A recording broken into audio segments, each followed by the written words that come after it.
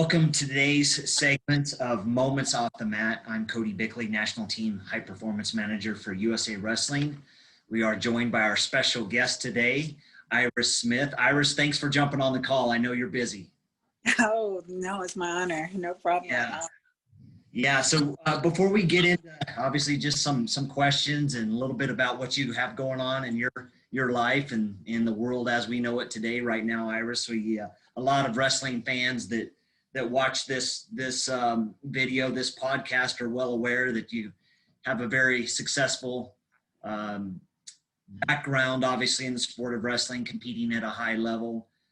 You won the gold medal at the 2005 World Championships in Budapest and competed for several years and were on a prominent figure on the women's freestyle national team. But before we kind of get into that a little bit, just give us a little bit of update before we wind the clock back. What your day-to-day looks like. I know you're obviously, we can see the fatigues there that your world-class athlete program have been and an officer. Just give our viewers a little bit of an update of what goes on in your world today. Okay. As of today, I'm on my downtime from the World Class Athlete Program, where basically our downtime consists of all the soldiers going to do their military job, the job that they specialize in.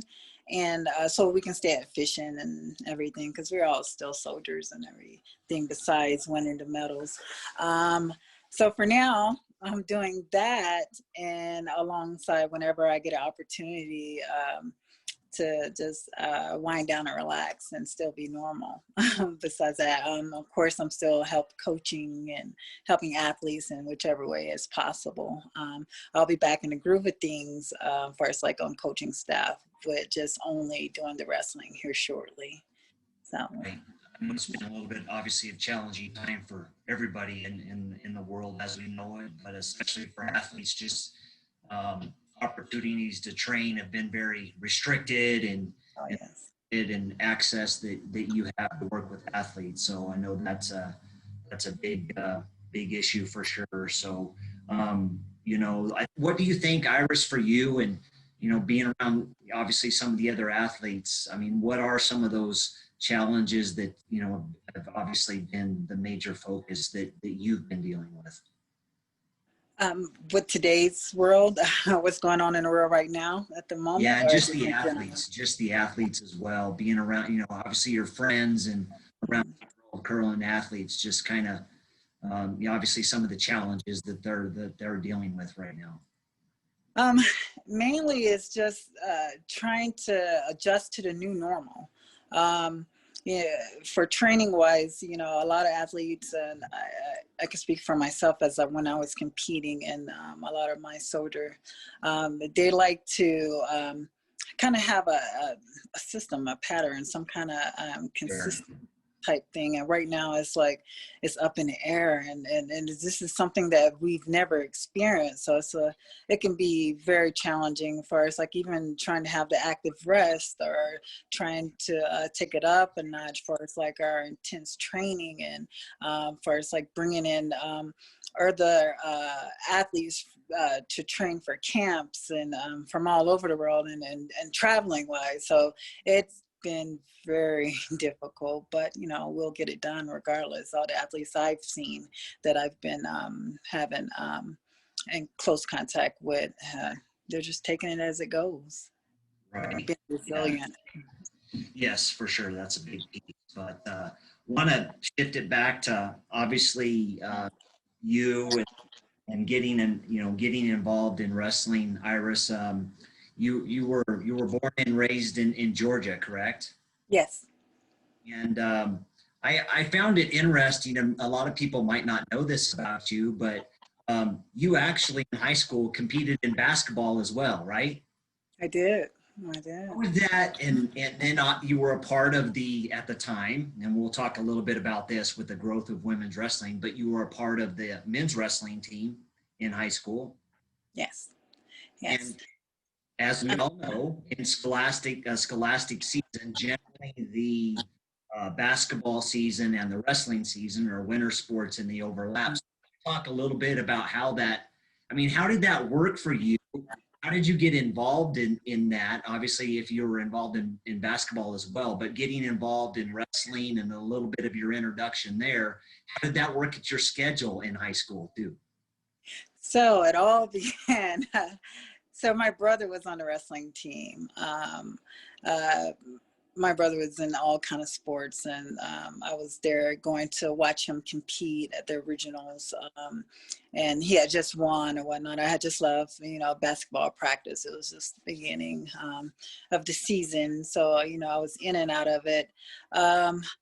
And my brother was excited and was just being a big brother. And I like to refer to myself, I was pretty girly girl. And I'm like, hey, people around, just calm down. And I ended up arm spinning him, the coach at the time, seen it. And he was like, hey, you're coming out for the wrestling team. And I was kind of skeptical at first, but it was Coach Anthony White. He really had faith. I mean, he went and talked to my mom and told my mom, hey, let her come out, I'll make sure I train her and whatnot. And since having my brother, he was he was the 185 pounder. So he was up there and he was really good. So I kind of had those two strong supporters with there. My mom talked to me. She's like, hey, the coach sees something in you, you should try out. We'll all support you. If you don't like it, then that's fine. So since both basketball and wrestling, like you said, is during the winter, I couldn't do both, but second day of wrestling practice, I broke my ankle. And Wow. yeah, so there was no sports, but that following year, I felt like wrestling owed me something. And so I tried out again. And I made the JV, and then I moved on. The way our varsity program worked, if you wanted to wrestle off for a position, then you're able to compete that week on the varsity on that. And it was fairly successful. And after I had a great school year that year, basketball kind of I was like, no, this is my sport. And Coach White asked me, hey, do you want to do something? What do you want to do with wrestling after high school? Is it something that you're interested in doing? And if so, then freestyle.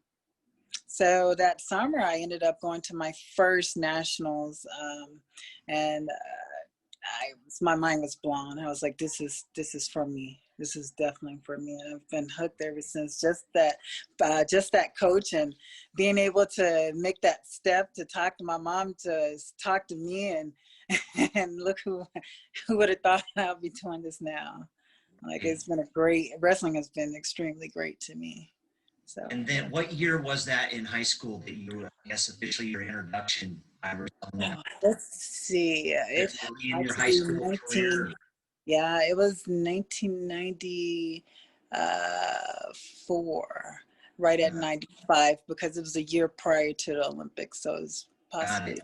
And so with the Olympics was in Atlanta, Yes. the 96, so it was like right there. So the excitement was gone. I only had been wrestling a year, and I was like, hey, this is something I definitely want to do. I can see that. Yeah, that's awesome. And obviously you became elite in this. So let's get to that a little bit as well. You're finishing up high school and trying to figure out, as your high school coach said, is this something you want to do, and taking it the next step further. How did the World Class Athlete program come into your life, and how did that become a decision for you? Okay, so during that time, the Army wrestling program was in Fort Benning, Georgia. At the time when I first started going to nationals, I used to see this team. It was just like, I was still new to things. So it was like they used to bring so many athletes. It was like 20 or 30 athletes, probably possibly more. But I remember seeing black and gold. And it was like a team. It was like a team. And that was kind of like my first experience of seeing adults as a team type thing, if I am explaining this right. Yeah. And no matter who they encountered, it was just, very open and giving, and like, hey, they took care of each other. And that's something that I was like, oh, I like that. That's good. I didn't join until I actually joined the military after, it was on my 21st birthday, right after September 11th, the exact month after September 11th. And that's when women's wrestling was, the next Olympics, it will be a full medal sport. And that's when I joined. I was like, okay, this is something, an option. My father and grandfather both was military. So the military was something, it was always an option. I wanted to be a soldier, but having the opportunity with the World Class Athlete program allowed me to do both, go and represent my country in both ways, being able to soldier in and go and look for medals and search for medals. So that's when I joined October, on my 21st birthday in 2001. Wow. So definitely with regards to wrestling and obviously your career, definitely family driven, big time for you on both accounts, as you know, just because of the family members that you had involved in those. So special. And obviously thank you for your service, for sure.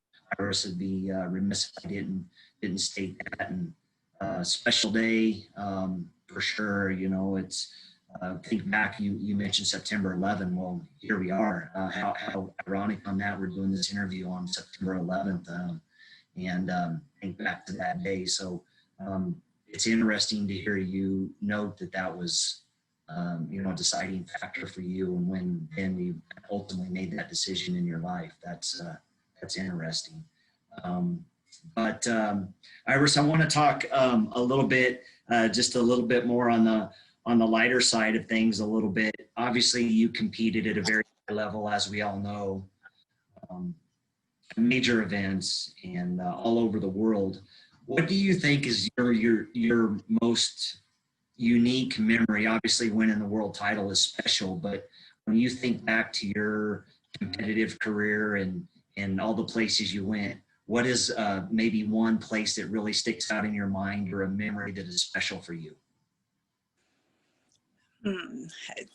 Definitely my world title, winning the world championships in Budapest, Hungary. Yeah. That was that everything played a part. Everything seemed to work well and connected. And yeah, it's a neat city. I mean, they obviously went on to host several world championships, as we know, and they do a great job. And it's a great, good food, easy to get around. The comfort levels, it's very, very unique. But when you were kind of thinking about that and diving into that a little bit more, than Iris, obviously at that level you get to a point and you do have some confidence, and you had obviously several, some years underneath your belt. But did you have just a good sense leading up to that event that this is my time? I feel really good about this, and I'm walking out here with a gold medal. Right. Yeah. So it started off the training camps prior to the preparation. We had some really intense training camps. It was a few months out. There were several. I remember it being a little different. We had, it was broken down, like it was like a couple months out, and then it was the month out, and then, right before. And it was just, like, I had a lot of my teammates also that's around, like, once again, with the Army program, we were kind of, still sharp and still. And I remember Jermel Byers, he's like, hey, we need to go and get this medal. I mean, this is like it's like a little bit more than a month out.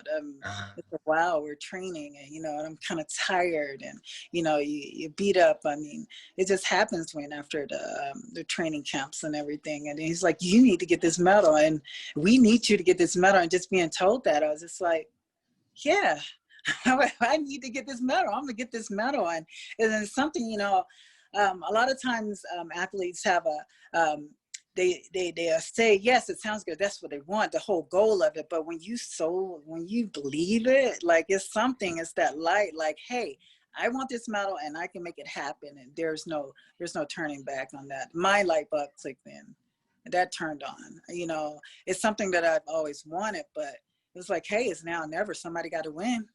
Why Right. not me? Yeah, for sure. Yeah, And so, that's yeah. a great memory, I'm sure, for you, and you know, that's definitely special. But yeah, Budapest, and I'm sure that was obviously a moment for you in your career. But now moving on a little bit, I wanted to talk a little bit and let our viewers know. I mean, Iris is the last, you know, in recent years, she has served on the women's freestyle athlete committee, and just recently, Iris, obviously, we were able to host virtually through Zoom the you know, board committee and selection elections and recommendations, and obviously just talking a little bit about this. First off, congratulations to you. You were elected to the, once again, to the women's freestyle sport committee, but then you were also noted and selected as chairperson, which is essentially you run the meetings. That's your oversight of that committee, and that also gives you a position on the USA Wrestling board. So congratulations on that, and I'm sure, you know, with your leadership, I'm sure you're looking forward to, and definitely as we move forward in the next few years and the lead up to Tokyo, being involved in that leadership role within the organization, correct? Yes. Oh, Yeah, thank you. yeah. It's gonna be, Definitely. it definitely unique times, but you know, we need leaders like Iris, and just wanted to congratulate her on that and note that it's we're definitely looking forward to your leadership through that committee and on the board as we move forward. And I think obviously we are all aware that you're going to have some great insight for the committee, for our women's freestyle athletes as a whole, and know that you'll do a great job in leading that committee. So congratulations, Iris. Thanks again. But Iris, as we kind of get to wrapping it up here, just wanted to again thank you for your time and your service, and wish you the best moving forward. But what's maybe one last thing you'd like to let our viewers know? I guess maybe if there was one thing that maybe people don't know much about you that would be a surprise, what's that, maybe that one thing you could let our viewers know outside of obviously the military, your wrestling, something you enjoy? What's a tidbit that not a lot of people know about Iris Smith? Well, let's see. I'm actually a great cook. That's Good. my, yeah, I relax. Like all my friends and close people to me know, I'm that person that if you see something on TV, I'm gonna make it. Like it's gonna, the presentation, how it's placed, everything. I need everything with So it. you enjoy the cooking shows, I'm sure, probably been Oh watching yes, some yeah, video. that, it's kind of running neck and neck with that and practicing yoga. It's the whole There you combination. go. Any special dishes that you would claim to fame? Um, Chilean sea bass. Chilean Like a sea cream bass. sauce. Chilean sea bass. Chilean sea bass. Nice. Wow. That's awesome. That sounds great. But Iris, we know you're busy and need to get back to your day, but just thank you once again for taking a few moments to give our viewers a little bit of insight to your world and what you have going on in your life right now. And so we wish you the best. And once again, thank you for your service. And we look forward to much more leadership you know, that you'll be involved within your role. And just thank you, greatly thank you. Thank you. I appreciate it. Once again, thank you for joining us for today's segments of Moments Off the Mat. I'm Cody Bickley, joined by newly elected Women's Freestyle Sport Committee chairperson and board member Iris Smith. We wish you all a great day. Thank you for joining us.